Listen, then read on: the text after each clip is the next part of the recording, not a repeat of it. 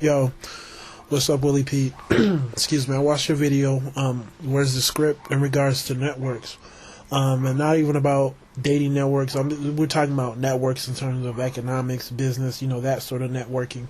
And I was thinking to myself, first of all, what is a network? Okay? And I was thinking that it's more so a collection of people who have four things, or at least have one of the four. Okay, you have to have at least one of the four things that I'm about to list.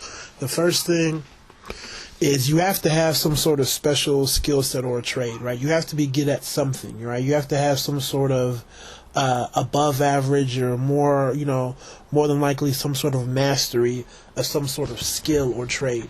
Second, and remember, it's either you can have all four or you could just have one, but you need at least one. Second, you need resources, whether it's material, money, equipment. You have to have something that people need, right? An available resource. Oh, I have a warehouse, or, I have a studio, or I have some sort of resource. Third, connections. You have to know somebody. So maybe you don't have a special skill, or maybe you don't have some sort of resource, but you know people who do. Okay, I know a guy, or I have my boy does that, or I could give you the email address of a friend who does this. Last thing is employment power. You have to have the ability to hire somebody, or if you're not running your own business, strongly recommend somebody. Of course, everybody can't own their own business, so the whole idea of being able to just go out and hire whoever you want to wouldn't be an option, but there are people who have worked their way up, so they have some sort of pull. So you have to have some sort of employment power, the ability to hire somebody. Okay, so like I said, you need at least one. Now, for me, myself, I'm young in the game, so the only thing that I can really bring to the table right now, maybe a couple of resources. Excuse me, not even resources, but a couple of connections. But mine would be the first one, more so a skill or a trade. With me doing the whole education thing, that's what I hang my hat on, right? So that's what I would bring to the table. What people have to understand is you can't come to a network bringing nothing, because all you're really doing, if you think about it, is you're exchanging. I have a trade. Oh, I have resources.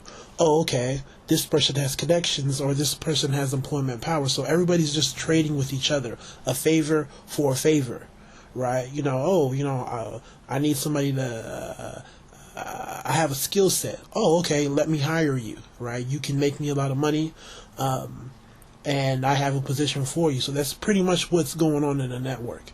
It's one-on-one, 3 people involved, 4 people involved. It's just exchanging services here and there. That's what a network is. All right.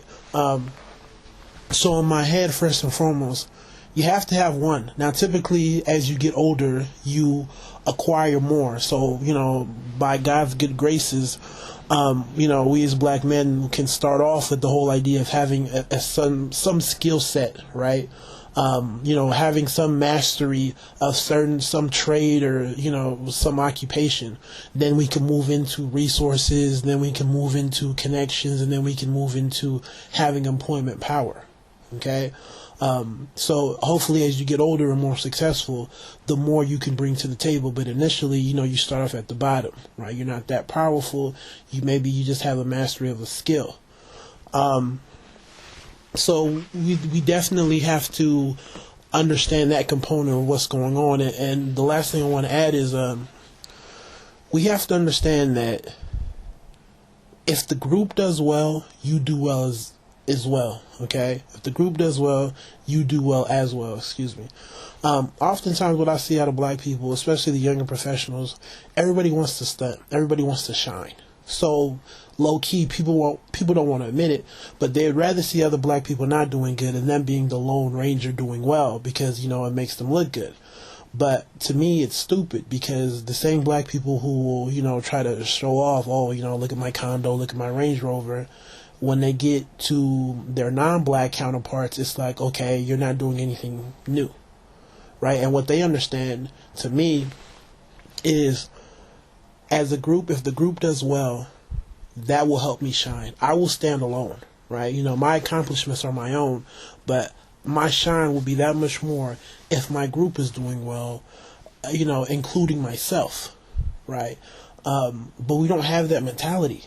You know, you look at the Jews and other people, they could easily be solitary. You know, I did my thing, you know, I got my doctorate or whatever, and I'm just chilling. You know, I don't need to do business with other Jews, but it's just this whole idea of my shine will be that much better, right? You know, my sense of ego will be that much better if I know that I'm doing well, but then my group is doing well. The fact that I'm doing well, but then I'm a part of a larger team, right? So we can come together and strike damage, but on my own, I'm still doing damage. We don't have that mentality. People want to shine. So even for this, you know, for what I talked about in terms of what you need in a network, even for that to even exist and come together, people, black people, especially black professionals, have to understand that if the group does well, you will do well as well. Your shine isn't going to be taken away, right? You will still be the standout. If you're good at what you do, it doesn't matter. You know, it's like, it seems like black people have this mentality that I'd rather be a good player, the best player on a whack team, because I will shine out. You know, when people look at the stats, I'll have 30 plus, but my teammates are under 10 points and I feel good. Whereas opposed to other people who are like, forget that, I want to be Kobe Bryant. I want to be the best player on the best team. So when you look at the stats, my stats haven't changed. My points are still there. My points, my assists, my rebounds, it's all there. My minutes, but my teammates is doing well, right? Paul Gasol has his points. You know, Andrew Bynum has his points. Ron Artest has his numbers. So it's this whole idea of why not have both? And that's the mentality that we have to switch to, right? You know, and once we get to that mentality, then people just make the conscious effort to fight through it. You know, fight through the whole idea of being the only black man or black woman in the room complex. Will do well.